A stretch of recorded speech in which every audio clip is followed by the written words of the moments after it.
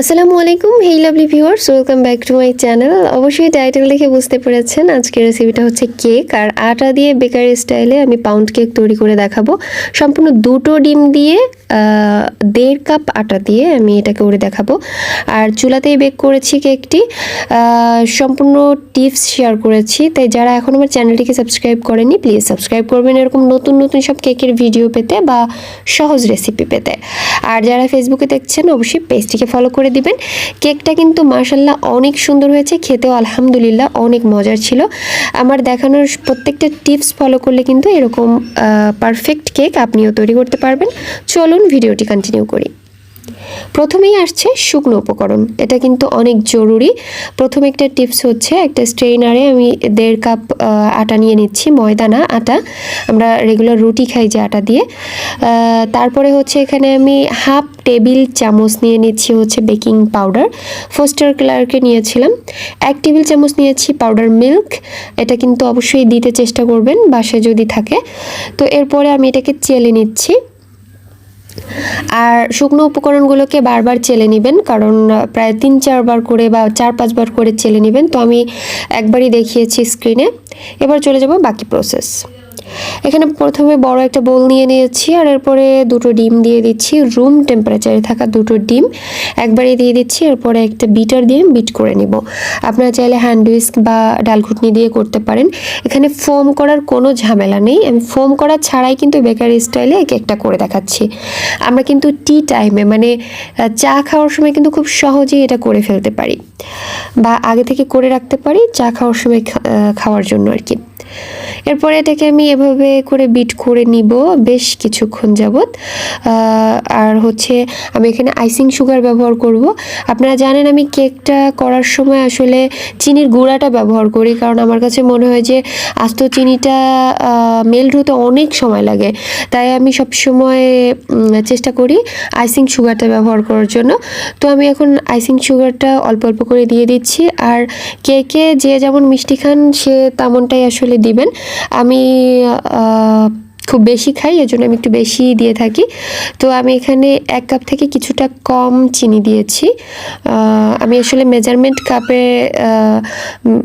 ব্যবহার করছি। আসলে আপনারা যে কোনো একটা কাপ বা যে কোনো কিছু একটা ব্যবহার করবেন। তো আমি খুব ভালো করে মেল্ট করে নিচ্ছি, আর একটু 1 চিমটি লবণ দিয়ে দিচ্ছি। আমার কাছে মনে হয় যে লবণ দিলে যে কোনো কিছুরই একটা স্বাদ বেড়ে যায়, এজন্য আমি কেকের ক্ষেত্রেও এটা দিয়ে থাকি। তো আমি খুব ভালো করে সব কিছুকে মিশিয়ে নিচ্ছি। আর এরপরে হচ্ছে আরেকটা প্রসেস আসে, সেটা আমি একটু দেখিয়ে দেবো, আপনাদের সাথে শেয়ার করব। এ পর্যায়ে আপনারা যারা তেল দিতে চাচ্ছেন এখনই দিয়ে দিবেন। আমি যেহেতু তেল দিব না, আজকে মাখন দিয়ে করব বা বাটার দিয়ে করব, তাই আমি বাটারের জন্য এখানে 1 কাপের একটু কম দুধ নিয়ে নিয়েছি, উষ্ণ গরম দুধ। আর দিয়ে দিচ্ছি 4 টেবিল চামচ রুম টেম্পারেচারে থাকা বাটার। দেখতেই পাচ্ছেন রুম টেম্পারেচারে ছিল বলে এটা কিন্তু কেমন একটা গলে গিয়েছে, এরকম একটা দেখা যাচ্ছে। এরপর একটা চামচ দিয়ে আমি খুব ভালো করে মিশিয়ে নিচ্ছি।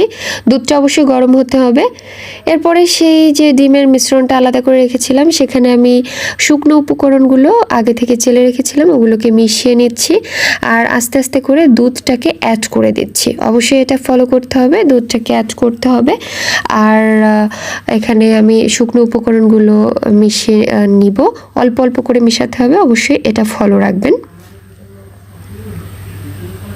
দেখতেই পাচ্ছেন ভিডিওতে আমি কিভাবে মেশাচ্ছি।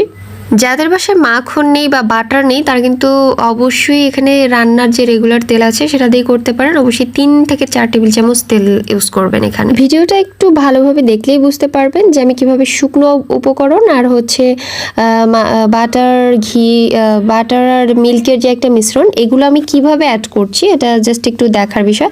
তো আমি একদম সম্পূর্ণটা দিয়ে দিলাম, শেষ আমার মানে মেশানো হয়ে গিয়েছে। এখন আমি একদম ফাইনালি মিশিয়ে নিচ্ছি।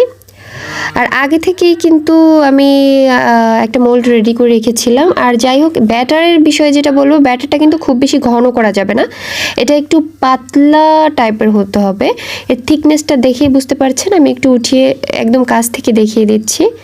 দেখেন এরকম হবে অনেকটা। তো এটা কিন্তু পাতলা করতে হবে, আবার খুব বেশি ঘন করলে কিন্তু হবে না আসলে, যেভাবে আমরা কেকটা বানাতে যাচ্ছি। আর মোল্ডটাকে আগে থেকে রেডি করে রেখেছিলাম একটা কাগজ বিছিয়ে তেল ব্রাশ করে। এখন আমি উপর থেকে ব্যাটারটা দিয়ে দিয়েছি, একটু ট্যাপ করে দিয়েছি। আর এদিকে আমি চুলাতে বেক করব বলেছিলাম, একটা স্ট্যান্ড বসিয়ে একটা হাঁড়ির মধ্যে কিছুটা বালি বিছিয়ে দিয়েছি। আর তারপরে আমি এখন মোল্ডটাকে বসিয়ে দিব। মোল্ডটাকে বসিয়ে আমি প্রায় 30 মিনিটের মতো বেক করে নিব। 30 মিনিট হয়ে গিয়েছে, এখন একটা টুথপিক দিয়ে আমি দেখিয়ে দিচ্ছি। আর দেখতেই পাচ্ছেন পুরো পরিষ্কার এসেছে আমাদের যে টুথপিক। এরপরে এটাকে ঠান্ডা করে নিয়েছি, আর দেখতেই পাচ্ছেন কতটা নরম সফট হয়েছে। এখন এটাকে মোল্ড আউট করে দেখিয়ে দেবো। তো একটা নাইফের সাহায্যে আমি 4 সাইডটা একটু ছুটিয়ে নিচ্ছি। আর উপরের যে একদম কালারটা, মানে বেকারি স্টাইলে যে কালারটা আসে, ওটা আসলে আসার জন্য একটু বেশি সময় নিতে হবে আপনার, প্রায় 1 ঘন্টা যাবত এটাকে বেক করতে হবে। তো আমি অত সময় নেইনি, তাই আসলে আমি মিডিয়াম আঁচে রেখে কেকটাকে বেক করে নিয়েছি। আর নিচের কালারটা এত সুন্দর এসেছে দেখতেই পাচ্ছেন। আর হালকা একটু পুড়ে পুড়ে গিয়েছিল হালকা, সেটাকে আমি নাইফের সাহায্যে একটু কেটে নিয়েছি, কেটে ফেলে দিয়েছি। তো এরপরে আমি কেকটাকে পুরোটা কেটে দেখিয়ে দিচ্ছি যে এটা কতটা মজার ছিল, আসলে দেখেই বুঝতে পারছেন হয়তোবা। এটাকে অনেকটা হট মিল্ক বাটার আটার কেকও বলতে পারেন, কারণ আটা দিয়ে যেহেতু করা, হট মিল্ক কেকও বলা যেতে পারে, যেহেতু গরম দুধ দিয়েও করেছিলাম। অবশ্যই আমি যে ইয়াগুলো বলেছিলাম এগুলো লক্ষ্য করবেন। আর হ্যাঁ, এখানে কিন্তু বাটার ছাড়াও করতে পারবেন তেল দিয়ে, সেক্ষেত্রে কিন্তু গরম দুধটা ইউজ করবেন। আর ডিমের ভিতরে ইয়াটা ইউজ করতে হবে, আপনার তেলটা পরিমাণ মতো করে নিলেই হবে, 2-3 টেবিল চামচের মতো। তো আজ এ পর্যন্তই, সবাই ভালো থাকবেন, কথা হবে অন্য কোনো এপিসোডে। আল্লাহ হাফিজ।